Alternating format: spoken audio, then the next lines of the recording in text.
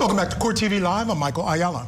And I'm Kelly Craft, in today for Judge Ashley Wilcott. Thank you for being with us. All right, folks, we have a verdict, as we mentioned to you earlier, in the Sleepwalking twin murder trial. The verdict is being delivered right now. I want to take you right out to that courtroom. Let's go. My understanding is that Elliot verdict, is that correct? Yes, Your Honor. Please stand. In cause number 1741609, State of Texas versus Benjamin David Elliott, we, the jury, find the defendant Benjamin David Elliott guilty of murder as charged in the indictment, signed by the foreman of the jury, printed by the foreman of the jury. Is that your verdict? Yes, Your Honor. Does any side want the jury to be polled? Yes, Your Honor. Can you please poll the jury by number only?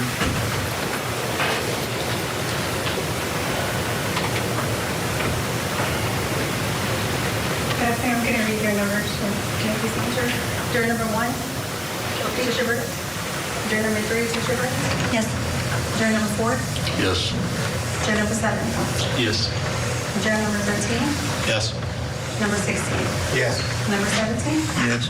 Number 21? Yes. Number 24? Yes. Number 27? Yes. Number 32? Yes. And number 33? Yes. Thank you. You may be seated. So this concludes y'all's jury service. I'm going to handle punishment. I'll start tomorrow morning.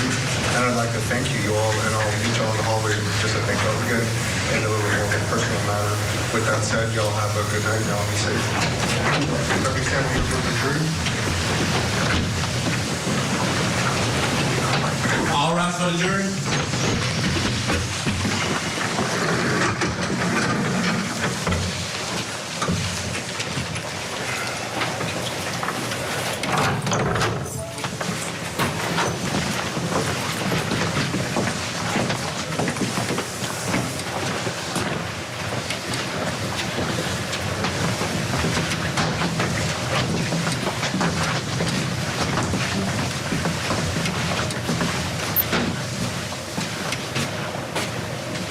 Did y'all want to talk to me?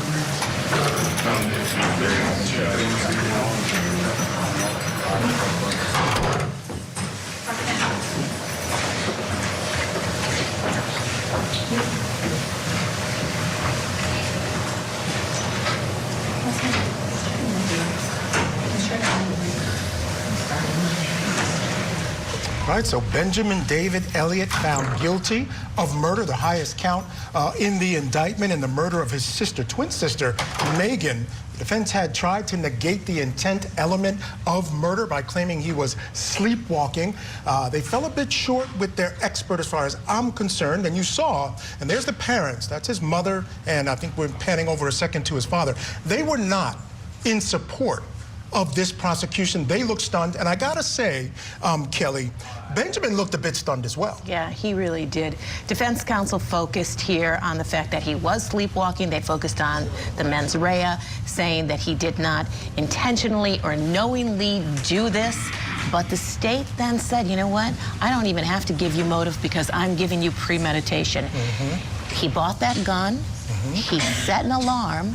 And so that's what they had. And I thought that they presented a real strong case. Yeah, one of the things that was important to their case is that about 30 minutes before actually going in the room and stabbing his sister, he was on, actually, it looks like something's going on in the courtroom. Let's take you back out there live real quick.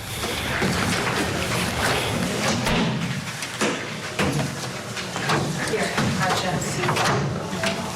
Oh, I'm sorry.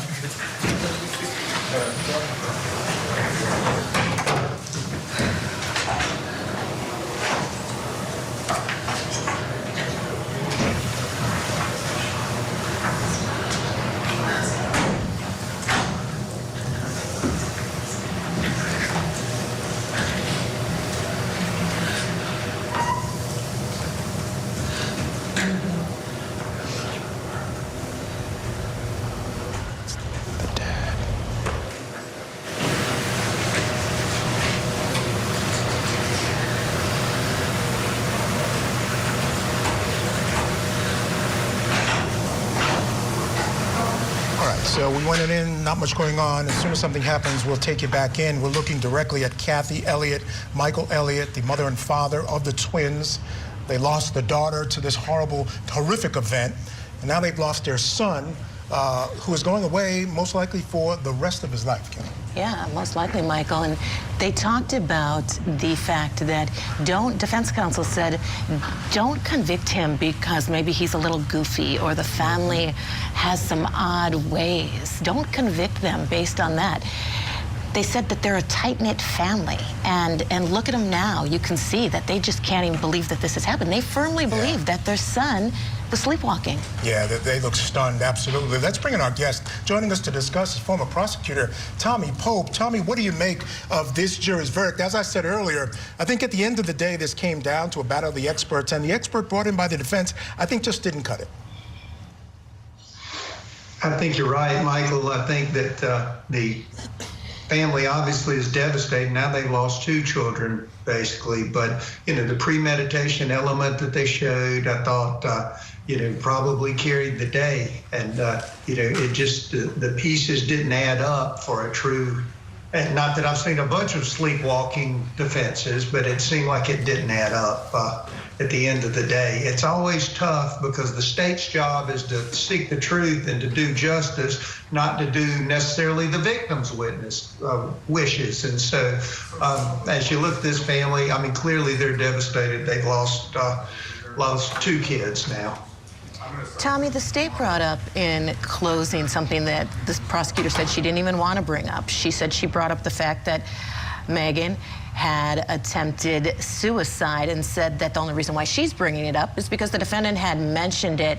And so it really was starting to poke holes in this idea that this was this perfect family as defense counsel was trying to portray. Did you take anything away from that? Yeah, I mean, that's always tough because none of us are a perfect family. I always joke about, me yelling at the kids to get in the car so we'd go to church on Sunday to worship Jesus. So I know that. Hey, Tommy, you know what? Let's go back into court for a second because they're talking in court. Let's listen to what they have to say. This is the prosecutor. Absolutely. Sarah, can we make sure this? Yes, sir. Yeah, a defendant in the 338. We just have to do confirmation. So the plan is for everyone to be there at 9 to do it as long as the defendant's here.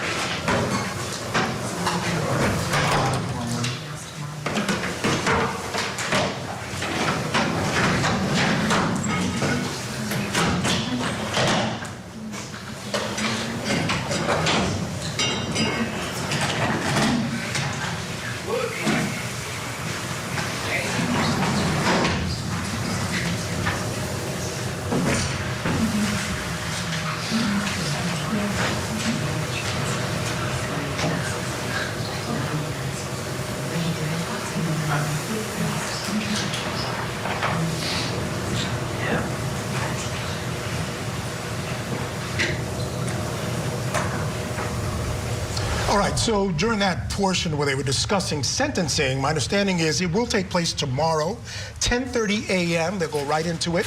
Again, aggravating, mitigating factors will be brought out in court, as well as victim impact statements as well. Tommy, I want to ask you quickly, because this was a case, as we look at the parents, they were parents who were not in support of this prosecution. They believed their son, they thought he had these issues, and they were willing to accept the situation as it was. As a prosecutor, when that's the situation, the family's not necessarily in support of the prosecution, but you go to trial anyway, you get a conviction. What is that like? It's tough, Michael. It's tough because, like I was leading into a moment ago, I mean, your job's to seek justice. It's not just for this victim's family, but also that you send a message, for other would-be crimes. And it's tough. I've had a number of cases in which, and it normally involves, just like this, family members killing family members, and you'll have them perhaps on the side of the defendant. And you have to see past that, just like I tell victims all the time, I represent the state, I don't represent you when I was a prosecutor. And it's tough, because you're hoping at the end of the trial, you're going to have that moment when you feel like justice is done and you kind of hug your victims. And in this case, it's a little bit hollow. It's not there. They just have to recognize they did the job they were supposed to, and the verdict rendered by the jury was the proper one. Tommy, during the closing arguments, the defense counsel was objecting frequently throughout the prosecutor's close and saying things like, hey, we don't have to show anything. The prosecutor continually said, defense counsel didn't show you this, the defendant didn't show you this, and defense counsel objected, saying we don't have to show anything. Now, the judge ended up saying, hey, jurors, you're the trier of fact here. This is just argument. This is the attorney's opinions. They're inferring this opinion from the evidence. What do you make of that? Their objections several times and the judge just giving that instruction to the jurors? You know, normally the judge would give a curative instruction, which oftentimes can cut both ways. There's a lot more leniency in the closing because, as you said, it is argument and it's how you construe the facts.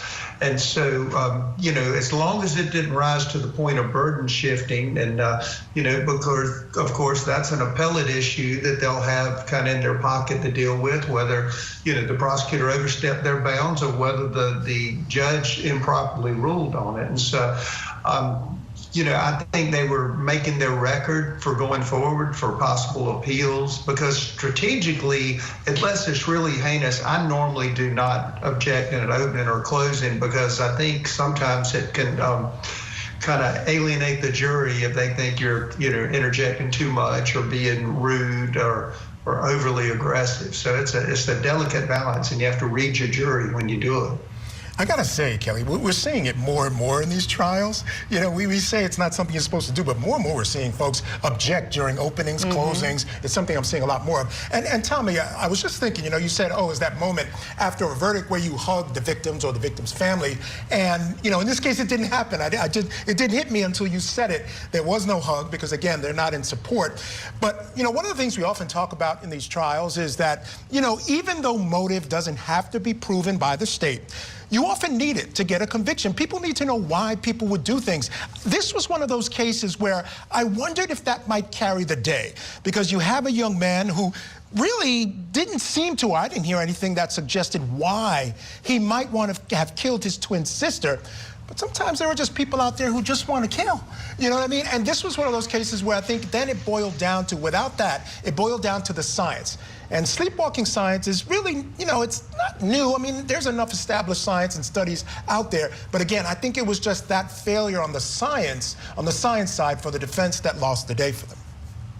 I think you've assessed it well, Michael. I tell you, I remember I had a death penalty case in Union, South Carolina, that the guy went into a convenience store and shot the clerk. He didn't take anything. He didn't steal anything. The shooter was about 17 years old, and his answer was he wanted to feel what it was like to kill somebody. So as strange as that sounds, I mean, it does, in fact, happen. I know they said there were some elements of premeditation in getting the gun and things of that nature, but you're right. Jurors won't, I mean, it's human nature. We want to know a why, not just a what. And so even though you don't have to prove it, as you said, often to carry the day, they want it to kind of weave together. And sometimes you have to tell them in closing that sometimes things don't make sense. And clearly you would think this would be that scenario. You know, if there wasn't some overlay, then if you just want to kill somebody, there's plenty of opportunities, plenty of places other than your home in which you may not get caught. You know, and so this is an unfortunate case, and I think, as you've known for the last 10 minutes or so, watching this family, you know, really drives home how tough it is. Yeah, how tragic it is. The prosecutor also said no one is in this courtroom supporting Meghan, the victim in this case. I've been carrying her for a number of years. There was an uproar in the courtroom, and then the judge told everyone that they needed to keep those emotional outbursts to themselves. Tommy, thank you so much for your insight. Benjamin Absolutely. Elliott, guilty of murder. We are now going to head back to Iowa, Michael. Yep, and just to remind folks, tomorrow morning, 10:30, the sentencing. We will carry that here on Court TV, so you don't want to miss that. All right.